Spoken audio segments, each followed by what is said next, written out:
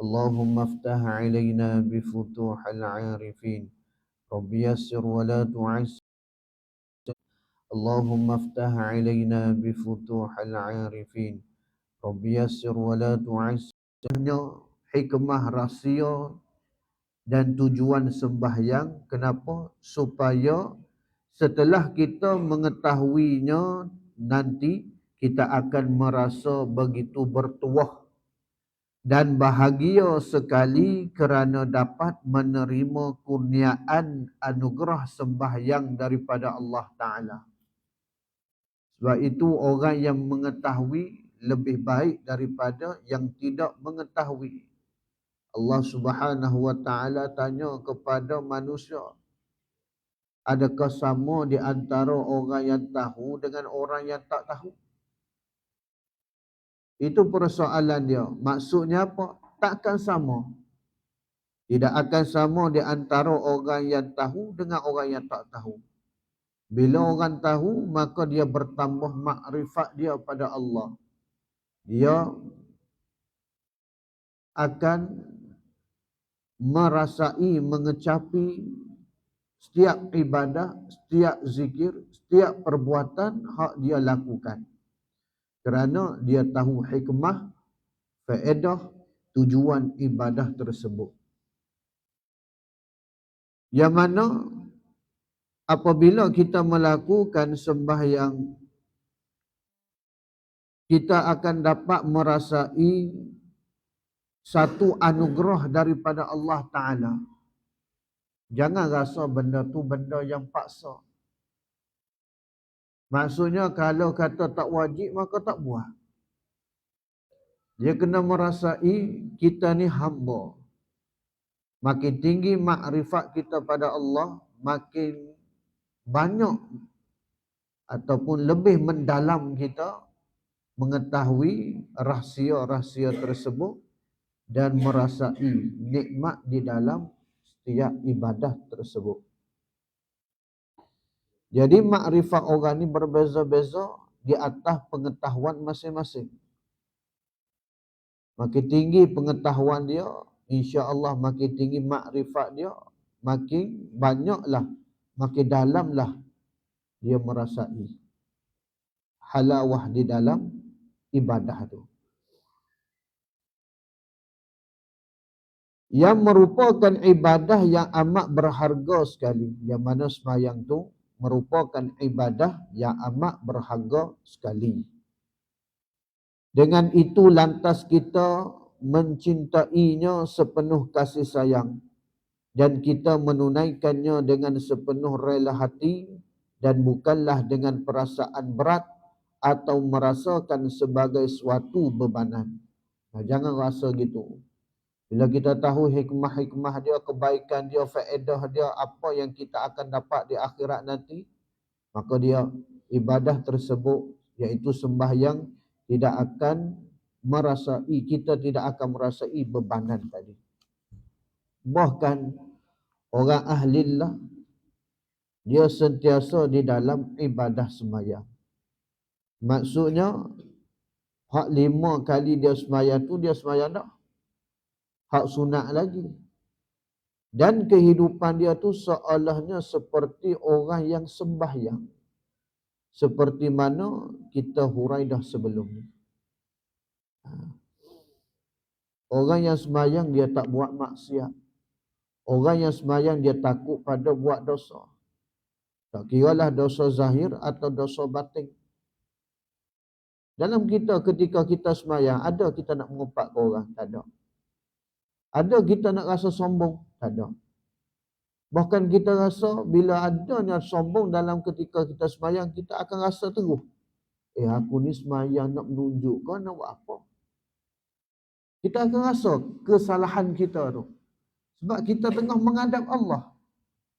Tiba-tiba mari di hati kita rasa nak sombong. Dia cepat rasa, aku ni sembahyang ke tidak? Maka orang ahlillah ni, orang-orang yang wali-wali Allah. Dan kita harap kita termasuk daripada orang-orang yang Allah Ta'ala kasihi. Maka jadikan kehidupan kita ni seperti orang yang tengah sembahyang. yang benci pada maksiat, yang takut pada Allah, yang mencari keredaan Allah. Macam kita semayang. Kita semayang matlamat untuk apa? Mardatillah. Maka hidup kita, inna salati wa nusuki wa mahyaya wa mamati lillahi rabbil alamin. Mati aku, hidup aku, semayang aku, semua hak aku buat lillahi rabbil alamin, hanya untuk Allah Subhanahu wa taala. Itu ucapan selepas daripada kita angkat takbir. Betul tak? Doa iftitah. Tiap-tiap kali lepas daripada takbir dalam setiap sembahyang kita akan baca doa tu. Maka sebab itulah kita kena memahami setiap apa yang kita baca, mudah-mudahan dengan kita faham maka makin mendalamlah rasa kehambaan kita pada Allah Subhanahu wa taala dan merasai keagungan Allah Subhanahu wa taala. Di antara hikmah-hikmah itu ialah apa hikmah dia? Dia senaraikan. Yang pertama mengingati Allah, iaitu zikrullah. Sembahyang tu untuk kita ingat pada Allah. Tapi sebaliknya kalau kita ni akad takbir, kita ingat hak lain. Hak tu masalah. Sebelum sembahyang kita nak sembahyang, maksudnya fokus pada nak sembahyang. Bila angkat ya Allahu Akbar, pum, hilang dah. Pergi dah balik rumah dah. Allahu Rabbi. Kenapa tu? Dia kaedah dia, masa kita sebelum sembahyang, maksudnya dalam harian kita, kalau banyak kita ingat Allah, insya-Allah dalam sembahyang kita ingat Allah. Itu kaedah dia. Kalau ketika mana kita bekerja harian kita itu kita ingat pada dunia, maka dalam sembahyang kita pun payah kita nak ingat Allah. Kita akan ingat pada dunia. Begitulah kaedahnya, tapi kita harap tidak begitu. Ketika mana kita sakaratul maut, nak mati. Kalau hidup kita penuh dengan keduniaan, macam mana kita nak ucap la ilaha illallah, nak ingat pada Allah ketika mana sakaratul maut. Dalam kitab Penawar Bagi Hati, Syekh Abdul Qadir Al-Mandili rahimahullahu taala anhu sebut, makin kuat keduniaan kita, maksudnya hati kita terikat dengan dunia tu kuat. Sama ada kehidupan kita ketika mana kita sehat tu, hidup kita penuh dengan keduniaan, duk cari harta benda semata-mata, duk jaga syarikat, duk cari duit, duk buat benda-benda yang keduniaan. Sayang pada kenderaan sehingga kita lalai pada sembahyang kita, kewajipan kita. Kita kalau bab benda hak kita suka, sanggup kita pergi jauh, cari barang spare part, cari itu, cari duit untuk beli barang hak kita suka. Tapi benda hak kita tak suka, walaupun benda tu benda wajib, seperti kita belajar ilmu fardu ain, hak depan rumah pun tak sampai. Maaf kata, depan rumah pun tak sampai. Tak boleh nak sampai, payah. Dia berat. Tapi hak kita suka, jauh kita pergi. Maka di situlah kita boleh muhasabah diri kita. Kita boleh tengok diri kita, aku ni, kehidupan aku ni semata-mata nak hak ni saja ke? Allah Ta'ala cipta aku hanya untuk benda ni saja ke? Kita kena tengok muhasabah. Lebih-lebih pada waktu malam, kita diamkan. Ketika mana orang tengah, dunia ni tengah sunyi, tak ada bunyi bising, anak-anak dan sebagainya, tengah tidur, bangun malam, kita muhasabah. Kita banyakkan zikir, muhasabah. Adakah aku dicipta ni hanya untuk bangun tidur, pergi kerja, makan, minum, berak, dan sebagainya. Hanya itu, untuk itu sahaja kau. Maka di situlah Allah Ta'ala akan bagi kepada kita kenampakan pada fikiran kita. Maksudnya kita akan dapat jawapan. Ya betul kita hidup di dunia, Cari nafkah itu satu kewajipan. Dan kewajipan itu salah satu ibadah. Bukan kata kita pergi bekerja tu kita berdosa cari dunia semata-mata, tidak. Kita pergi cari nafkah kerana Allah Ta'ala. Cari hak halal. Jaga pekerjaan kita amanah. Amanah dalam pekerjaan kita. Semua tu Allah Ta'ala bagi ganjaran. Sebab itu di dalam kitab Bidayatul Hidayah katanya, Al-Imam Ghazali rahimahullahu ta'ala anhu, 4 perkara yang perlu kita buat dalam seharian, setiap hari. 4 perkara atau salah satu daripada 4 ini. Lebih daripada 4 ni, maka berkemungkinan kita ni seorang yang lalai pada Allah. Bangun pagi, semestinya kita bangun sembahyang subuh. Lepas daripada kita sembahyang subuh, bermulalah antara 4 perkara ini. Ataupun papak tu kita buat, lagi bagus. Yang pertama, belajar ilmu fardu ain. Ilmu yang memberi manfaat. Apa ilmu yang makin kita belajar, makin rendah diri kita. Makin kita boleh beramal dengan dia. Makin tidak sombong. Makin mencari redha Allah Ta'ala, bukan cari redha manusia. Kalau kita belajar nak cari redha manusia, nak capai, nak lawan orang, aku mesti kena lawan orang ini, aku mesti nombor 1. Maka niat kita sudah lagi. Kita buat kerana apa? Kerana nombor 1, kerana nak lebih pada orang, kerana nak suruh orang angkat kita. Maka semua tu sia-sia. Maka yang pertama, ilmu yang memberi manfaat, termasuk ilmu fardu ain. Kita buat ke tak? Yang keduanya, iaitu kita berzikir pada Allah. Ataupun beribadah pada Allah. Kita belajar bukan pada waktu tu, kita belajar pada waktu lain. Maka hari tu kita pun beribadah. Salah satu ataupun kita buat semua. Apa? Yang kedua, ibadah. Yang ketiganya, menolong orang. Menolong muslimin. Tak sempat belajar hari ni. Tak sempat berzikir. Hari ni rasa nak pergi tolong. Tolong orang susah. Orang muslimin yang susah. Tolong surau, tolong masjid. Itu salah satu daripada amal kita. Tolong orang. Seperti mana Allah Subhanahu Wa Taala, Nabi kata, man sahalallah.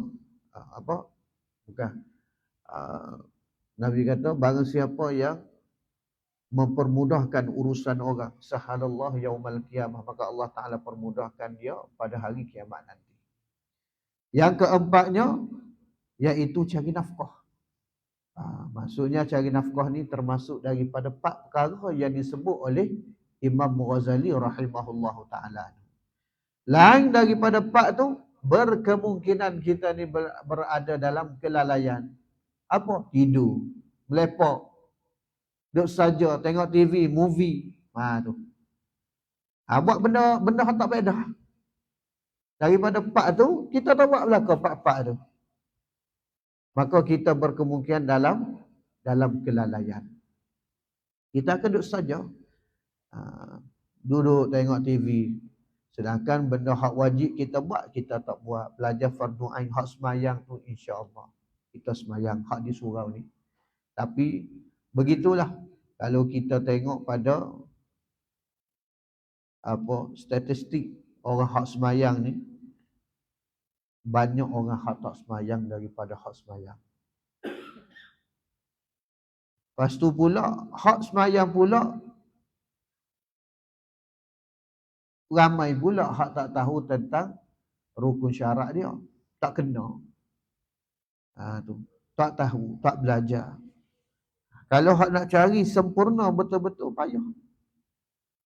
Kita harap kita ni dapat belajar, kita sempurnakan ibadah kita. InsyaAllah. Maka yang pertama hikmahnya apa? Hikmah sembahyang ni mengingati Allah Subhanahu Wa Taala. Sebab tu dalam sembahyang ni ingat pada Allah. Secara umumnya solat itu zikrullah. Pada lurahnya, pada istilahnya, sembahyang ni dimulai dengan apa? Takbiratul ihram, diakhiri dengan salam, dengan serta cara dia apa semua. Itu istilah dia. Secara lurah bahasanya solat ni zikrullah, ingat pada Allah.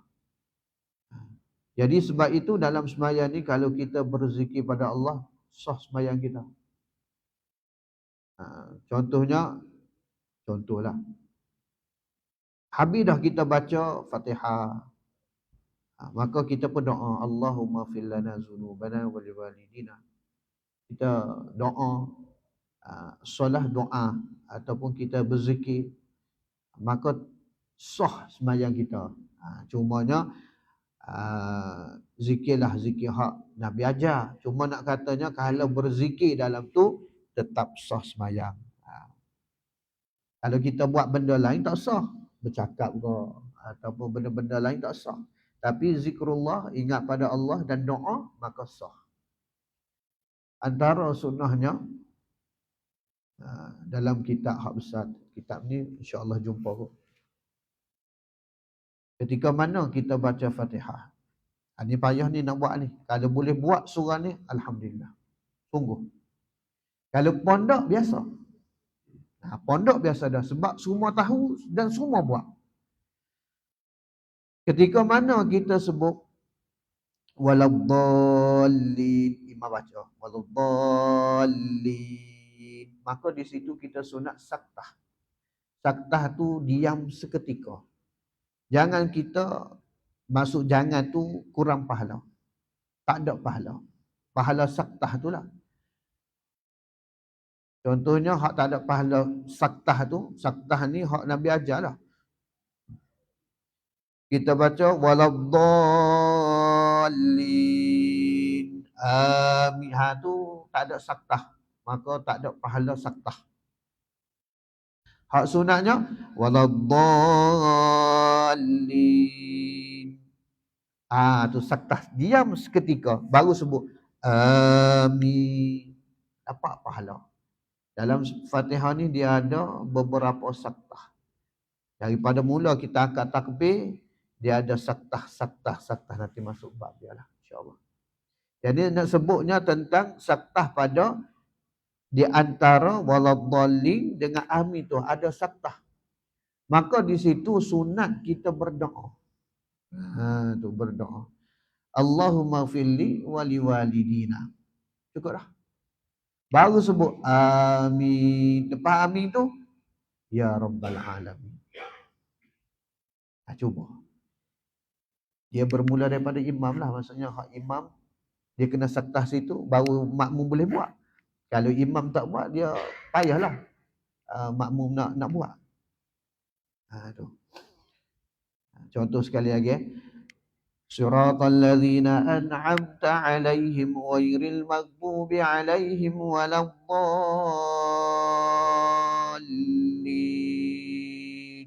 Allahumma firli wa liwalidina.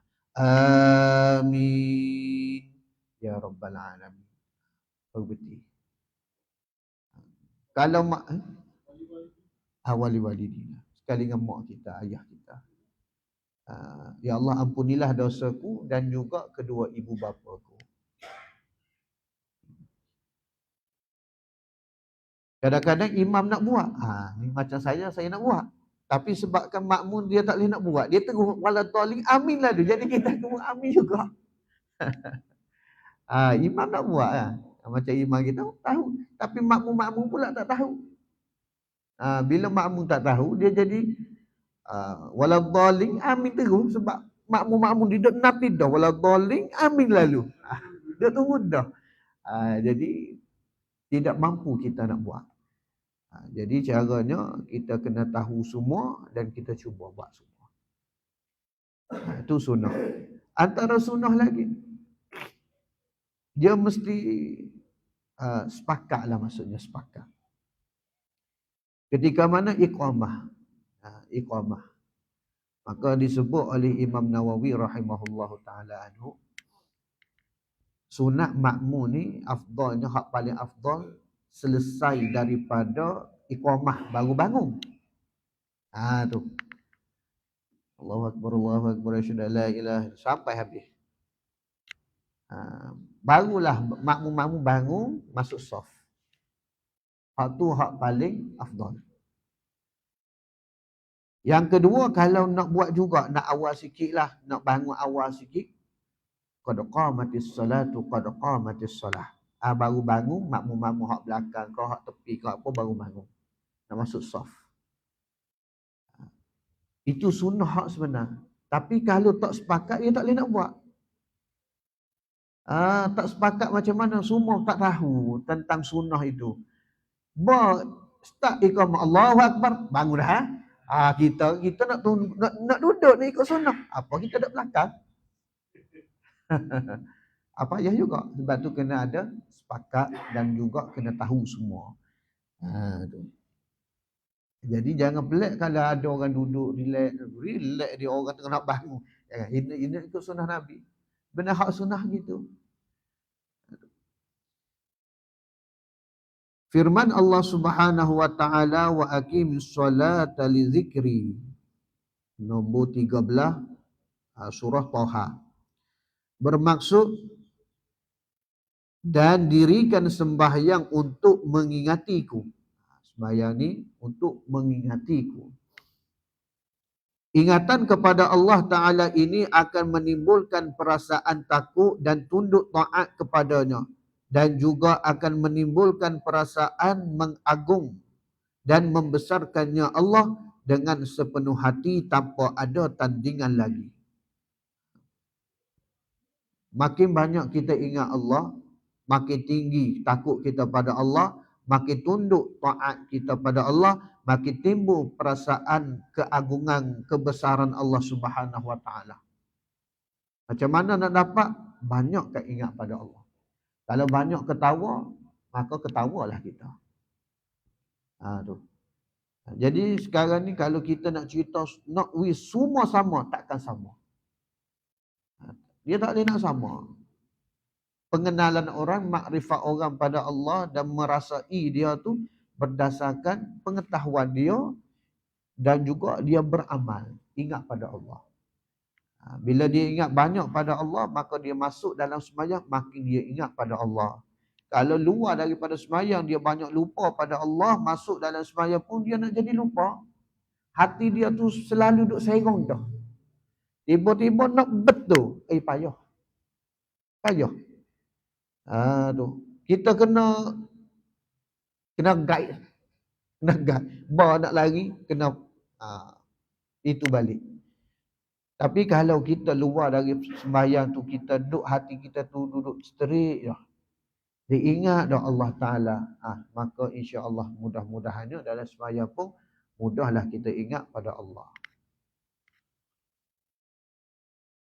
Yang kedua, menjadi penghalang daripada melakukan perkara-perkara buruk dan keji. Yang mana sembahyang tu dia penghalang, pendinding bagi kita daripada melakukan perkara buruk dan keji.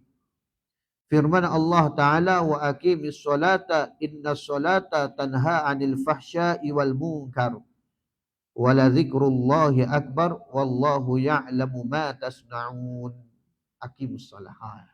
Macam nak khutbah lah hari Jumaat. Surah Al-Ankabut. Maksudnya, dan dirikanlah sembahyang. Ini satu arahan, satu suruhan daripada Allah Ta'ala. Tu.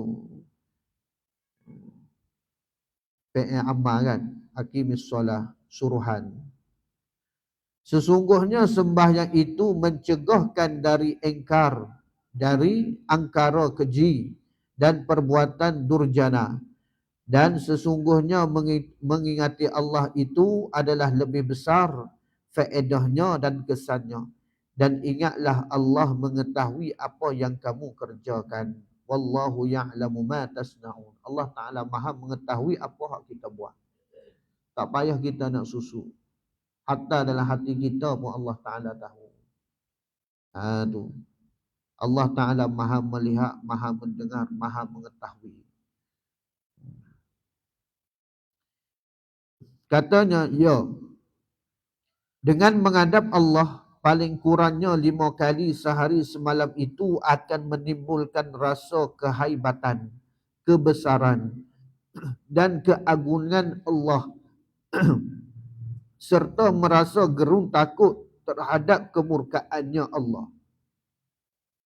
Hal itu sudah cukup untuk menjadi pengawal segala kejahatan dan pencegah semua jenis kemungkaran. Maka sebab itulah, kalau orang tu dia sembahyang dalam keadaan khusyuk, ikhlas, hudur, ingat pada Allah, faham apa setiap apa hak dia baca, merasai apa hak dia buat, maka dia takut pada nak mengerjakan maksiat. Maksiat ni dia ada 2 jenis, maksiat batin, maksiat zahir. Maksiat zahir ni mudah-mudah dia pun payah. Paling payahnya mata dengan mulut. Mata dengan mulut.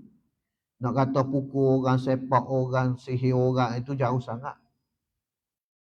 1000 belum tentu ada seorang. Itu dosa zahir. Hak payahnya mata dengan mulut. Payah-payah dia pun nak bandingkan dengan hati, dia termasuk hak mudah lagi.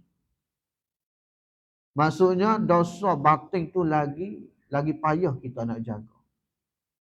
Hati kita nak jaga daripada rasa ujub, rasa kita hebat. Duk kira kehebatan kita, kealiman kita, banyak ibadah dan sebagainya, tak nampak di Allah Ta'ala. Itu ujub. Kita tak nampak setiap apa hak kita buat sebenarnya daripada Allah. Dia nampak di diri sendiri. Kaya kita, hebat kita, pandai kita. Itu ujub. Takabur lebih daripada tu. Dia nampak diri dia elok, dia nampak diri dia hebat. Orang lain tu tak elok, orang lain tu tak hebat, orang lain tu banyak dosa dan sebagainya. Tu jadi sombong, takabur. Nak jaga hati ni payah. Tu. Maka cara kita nak selamat, nak kawal hati kita ni sebenarnya dengan zikrullah juga. Kalau kita duduk bersibuk dengan zikrullah, maka kita tak sempat nak cara benda-benda dosa ni. Sama ada dosa zahir, dosa batin.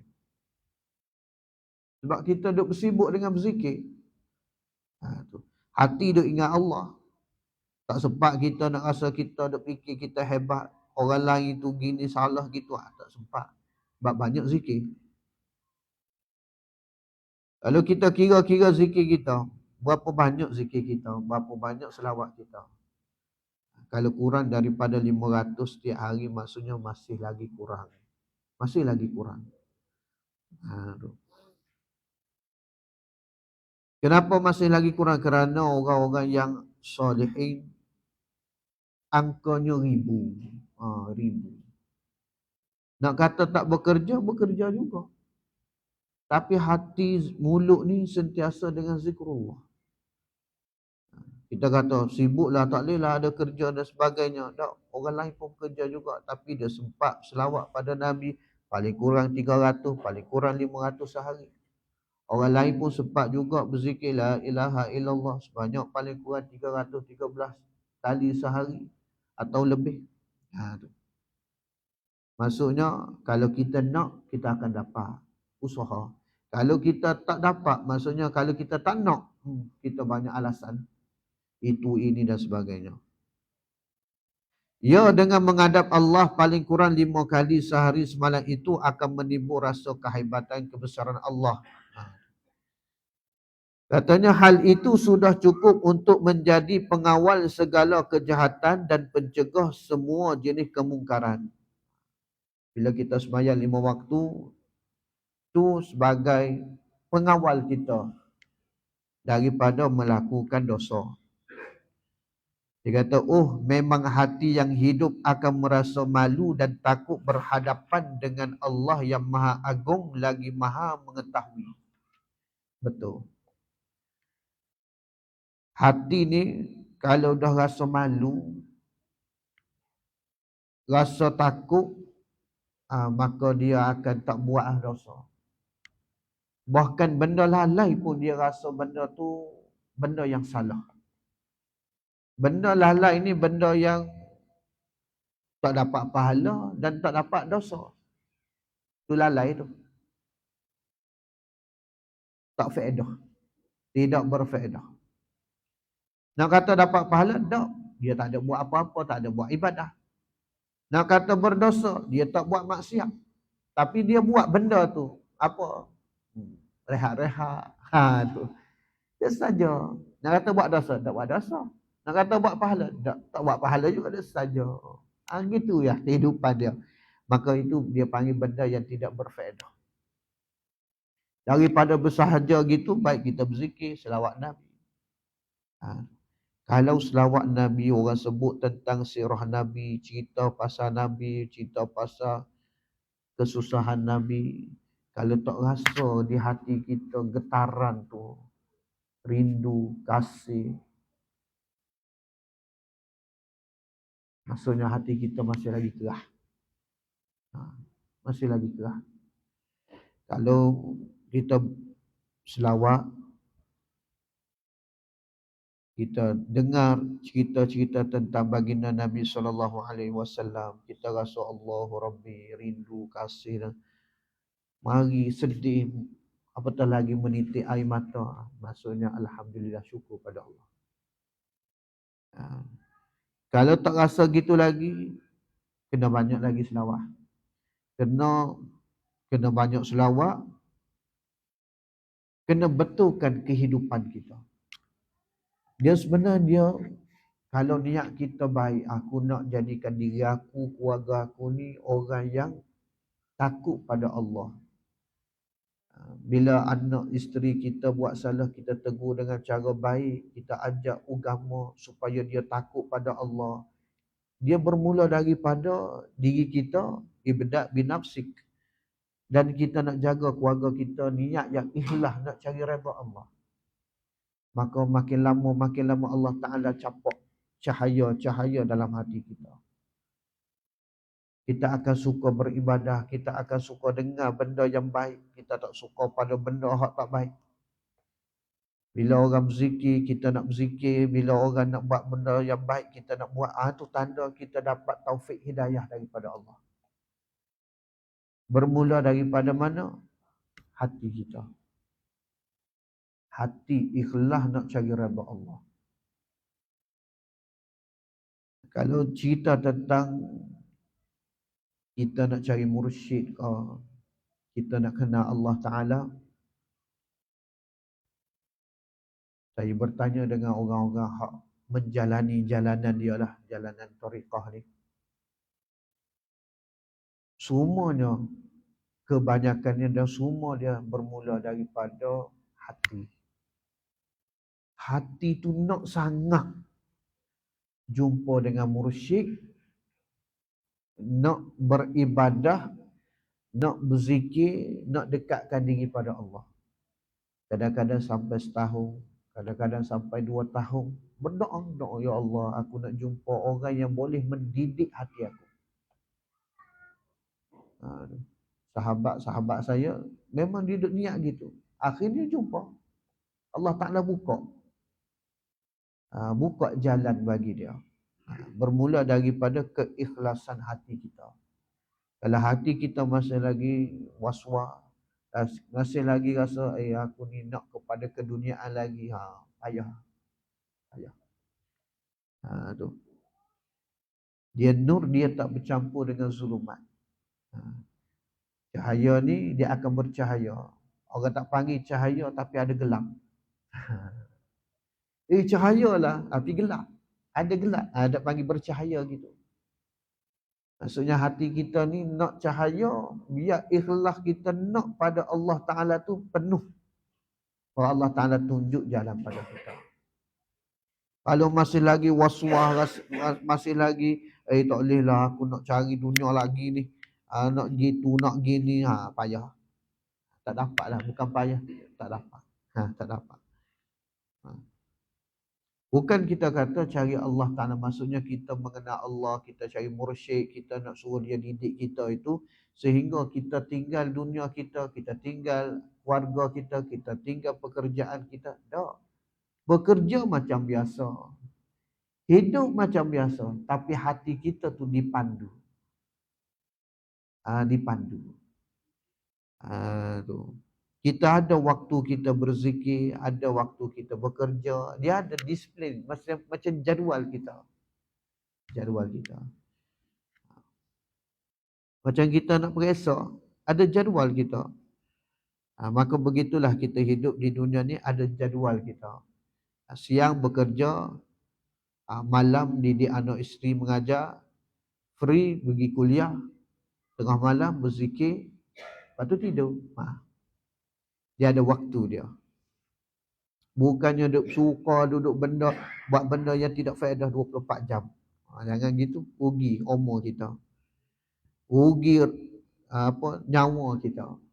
Nyawa kita. Kita kalau bak makan sejam, berak setengah jam, mandi sehari dah setengah jam.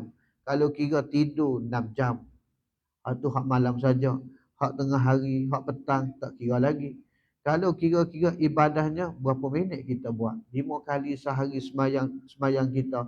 5 kali tu kalau berjemaah mungkin 10 minit. Kalau tak berjemaah 3-4 minit. Contohlah berjemaah, alhamdulillah 5 kali sehari, maka 50 minit. Lebih kurang sejam lah sekali dengan berzikir. Sejam. Hak ada 23 jam. 6 jam kita tolak tidur. Makan, minum, berak, mandi, kecing, berapa dah? Tu. Jadi masa kita tu dipenuhi dengan benda lain. Kalau setahun, kalau 60 tahun umur kita, tu. Tetap semayang 5 waktu, hak 50 minit sejam tu tidak dapat nak tandingi dengan benda-benda lain.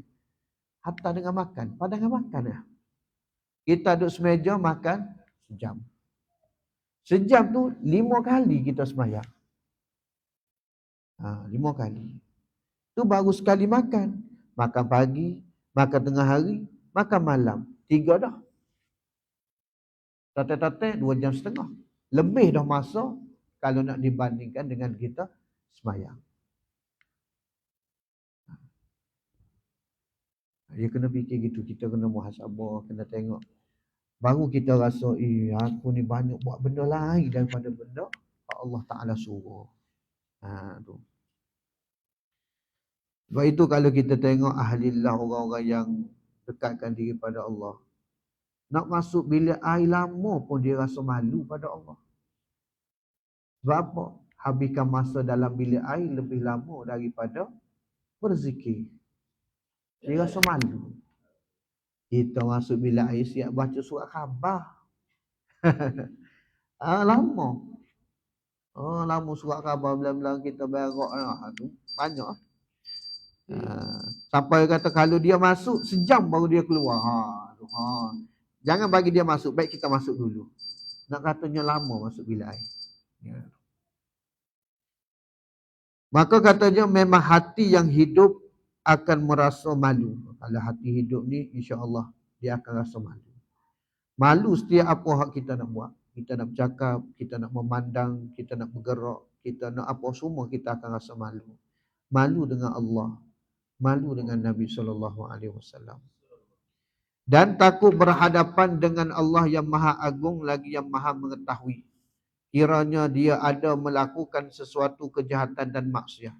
Sekiranya dia melakukan sesuatu kejahatan maksiat, dia rasa malu, dia rasa takut.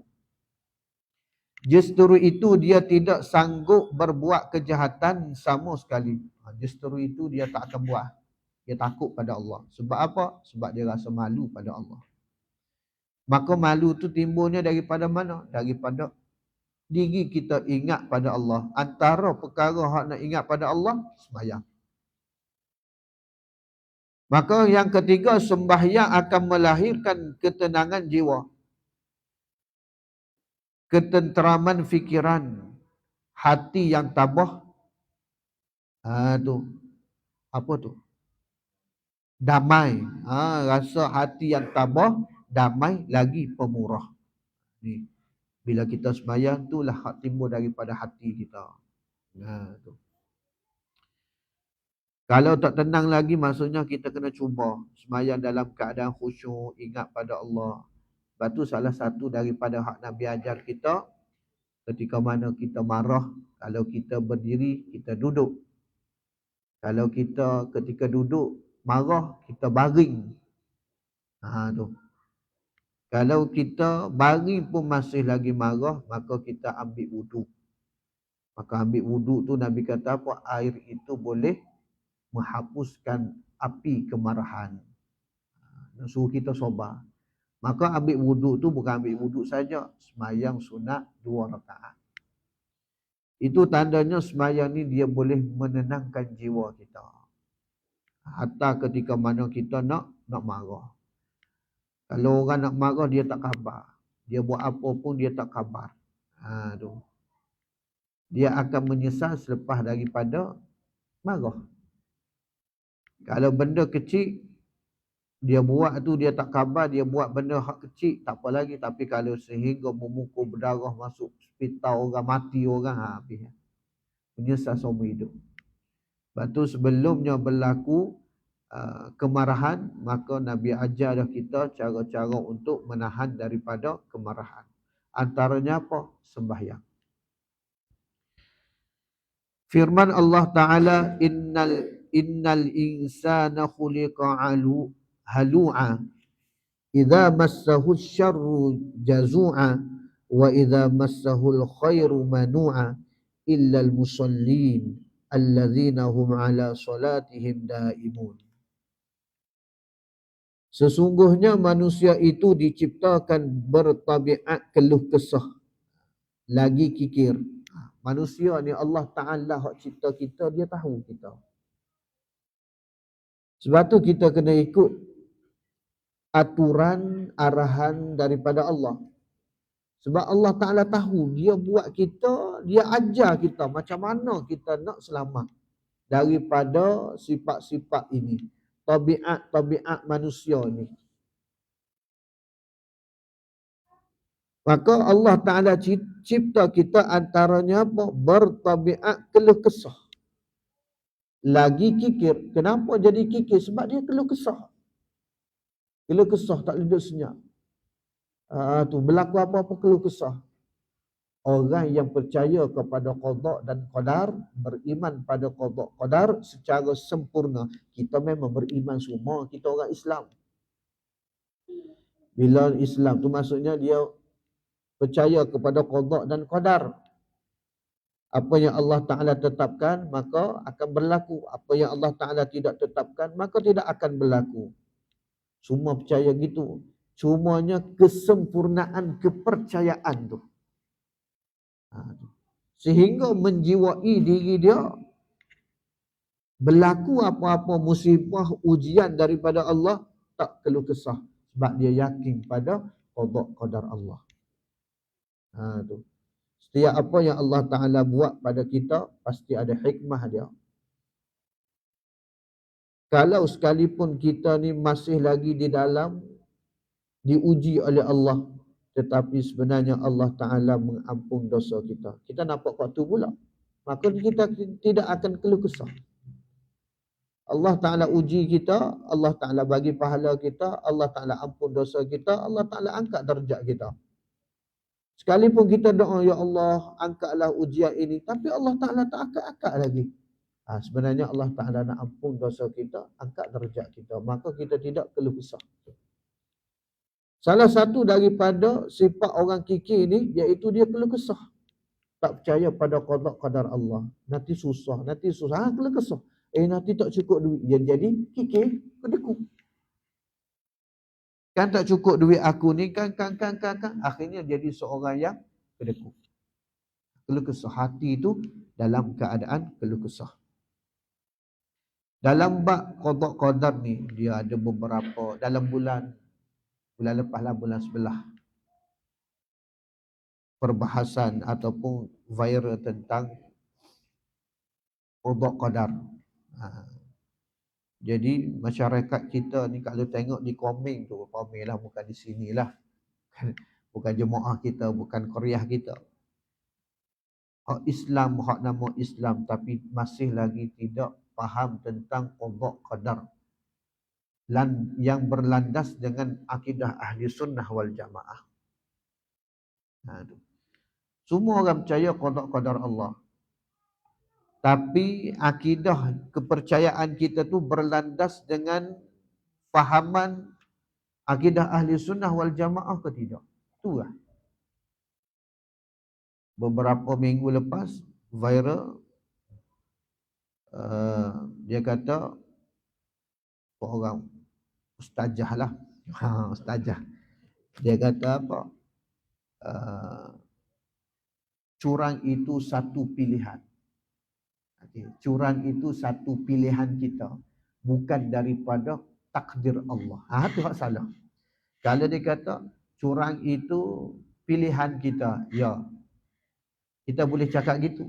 Sebab apa? Benda yang tidak baik, kita kena sadar pada diri kita.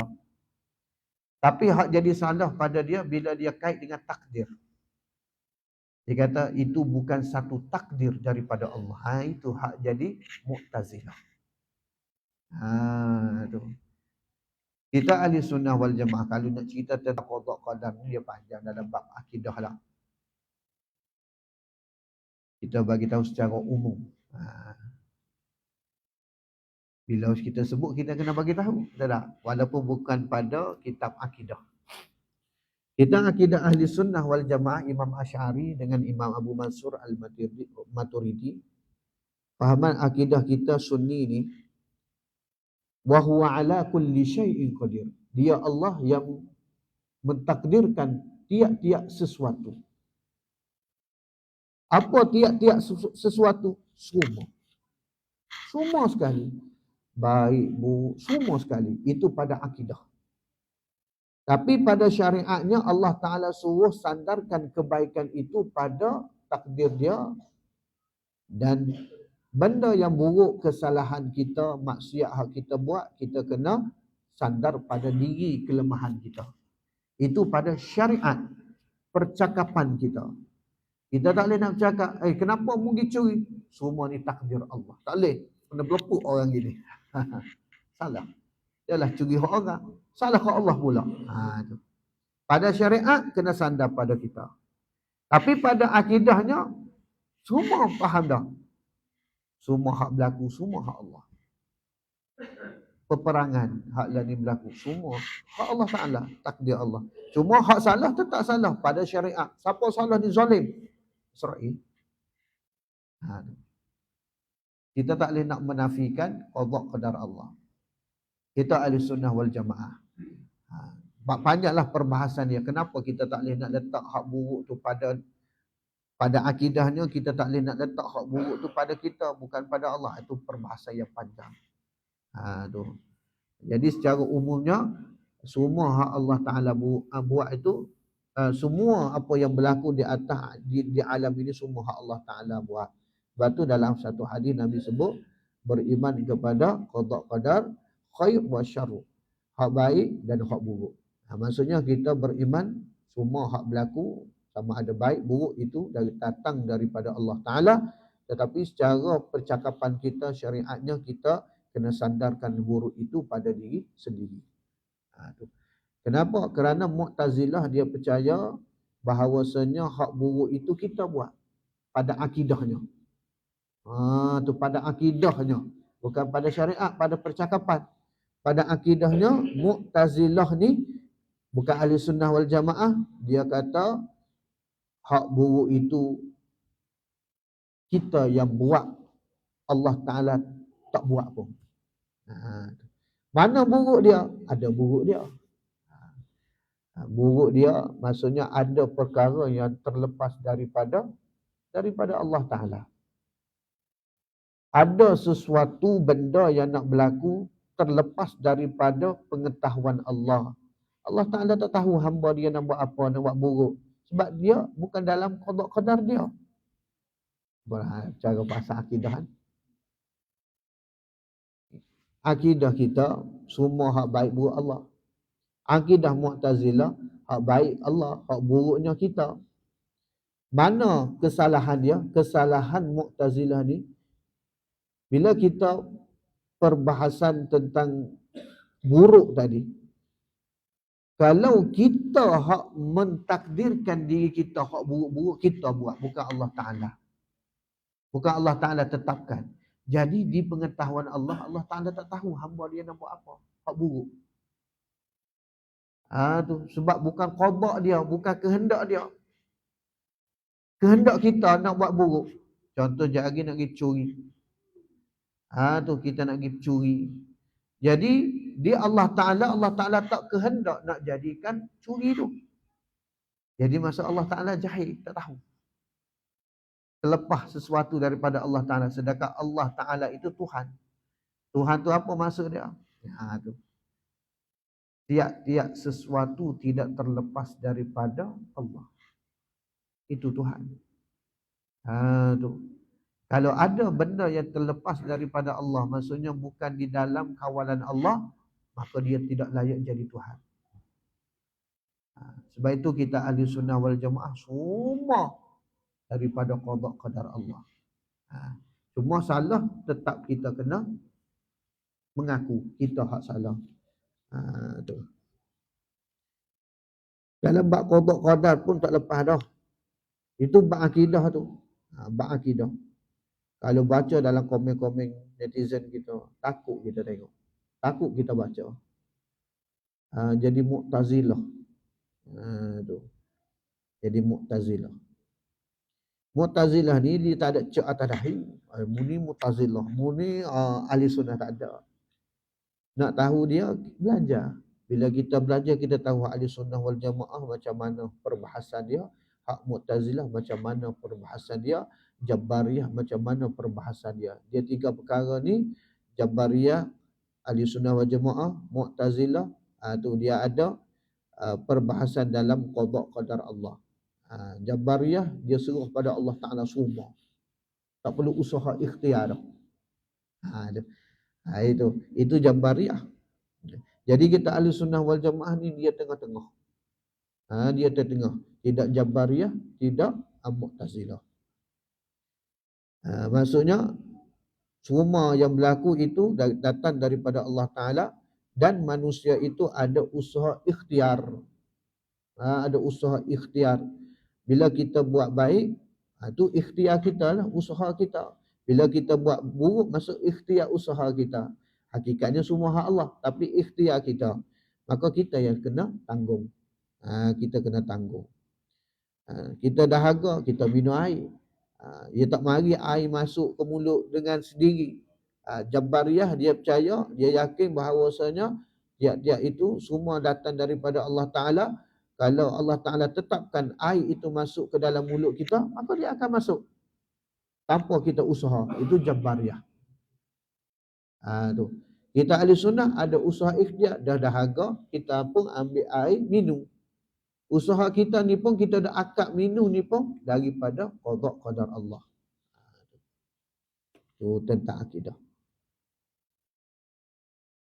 Maka kita sikit lagi. Nombor 3, perhabis nombor 3. Daripada ayat ni, surah Ma'arij ni, yang mana Allah Ta'ala ciptakan manusia ni bertabiat keluh kesah. Apabila dia ditimpa kesusahan, dia sangat berkeluh kesah. Tu. Dan apabila dia beroleh kesenangan, dia amat kikir. Ni manusia. Tabiatnya gitu. Pas kita ni kikir ke tidak? Maka agamalah yang melandasi kita. Kalau kira tabiat, manusia ni bila ada kesenangan, ada nikmat lebih, harta benda, dia mari rasa sayang. Saya nak sedekah ke orang, saya nak bagi pada orang. Dia ada sayang. Jadi kita ni agama Islam ajak apa? Bila ada lebih, sedekah. Jadi hak agama itulah hak guide kita, ajar kita, suruh lawan tabiat, lawan nafsu kita hak kedekut tu. Maka kata firman Allah Ta'ala, kecuali orang-orang yang bersembahyang. Allah Ta'ala bagi tahu tadi, tabiat manusia ni keluh kesah. Bila diuji keluh kesah, makin keluh kesah. Bila bagi kesenangan, dia akan jadi kikir, kedekut. Kecuali orang sembahyang. Yang adalah mereka itu terus berkekalan melaksanakan sembahyang mereka itu. Yang mana orang yang sembahyang, dia tidak akan bersifat dengan keluh kesah. Dia tidak akan bersifat dengan kikir. Ketika senang, dia ingat Allah. Ketika susah, dia ingat Allah. Sebab itulah di antara perkataan para sahabat. Sebahagian sahabat bagi tahu. Disebut dalam kitab Penawar Bagi Hati. Yang mana sahabat-sahabat Nabi ni kata apa? Ketika mana kami diuji dengan kesusahan, kami dapat sabar. Tapi ketika mana kami diuji dengan kesenangan, kami payah nak sabar. Kesenangan.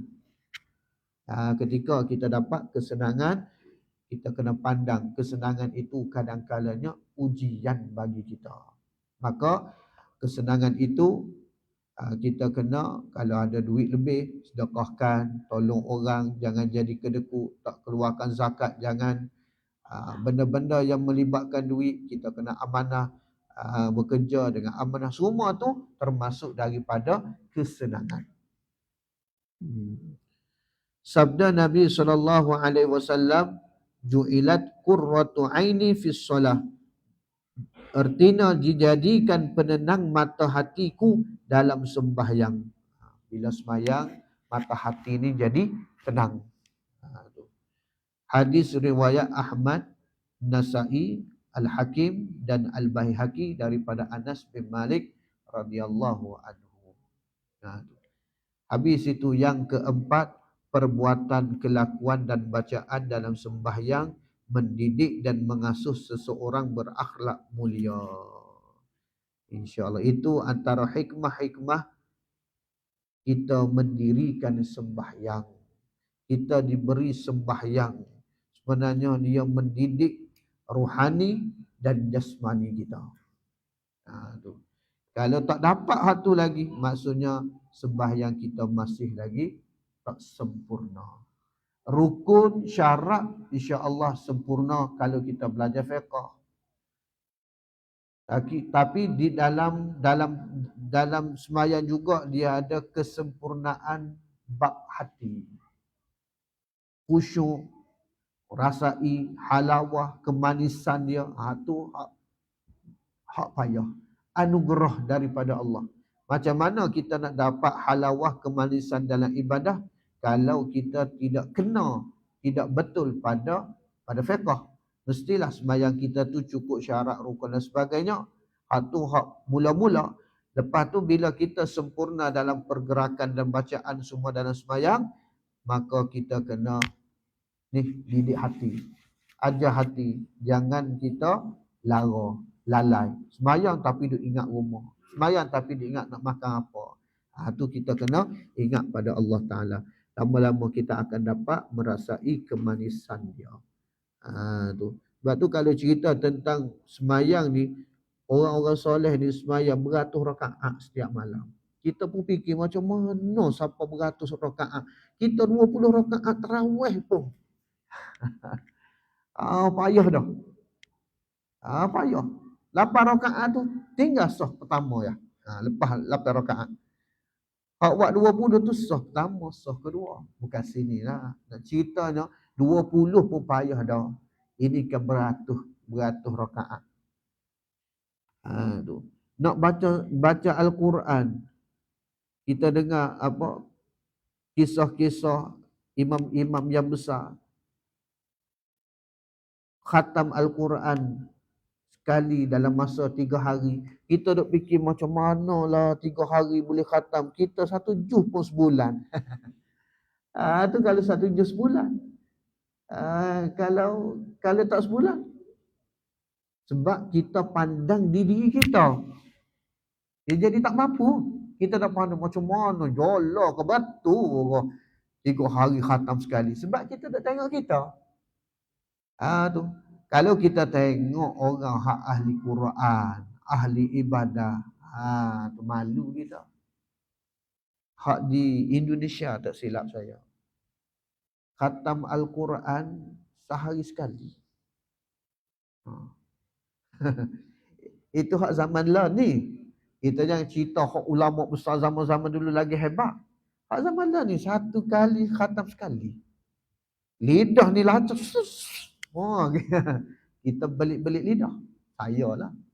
Dia lancar. Quran tu ingat di kepala, lidah dia lancar. Hari sekali. Sebab tu tak pelik kalau cerita orang-orang soleh dulu sekali sehari khatam, 2 hari sekali khatam. Itu harian dia dah. Ibadah sudah jadi daim bagi dia.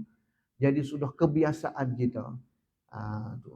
Dia tak bercakap benda yang tidak berfaedah, melainkan benda-benda yang faedah sahaja. Quran, zikir, mengajar itu. Tu. Habis di situ, wallahu a'lam. Insya-Allah kita sambung pada tahun hadapan. Macam bunyi jauh tahun hadapan, dekat dah tahun depan. Insya-Allah. Wallahu a'lam. Bismillahirrahmanirrahim. Alhamdulillahirabbil alamin. Wassalatu wassalamu ala asyrafil anbiya'i wal mursalin wa ala alihi wa sahbihi ajma'in. Allahumma fi dhunubana wa liwalidina warhamhuma kama rabbayana shaghira. وجميع المسلمين والمسلمات والمؤمنين والمؤمنات الأحياء والأموات وصلى الله على سيدنا محمد وعلى آله وصحبه أجمعين والحمد لله رب العالمين تقبل الله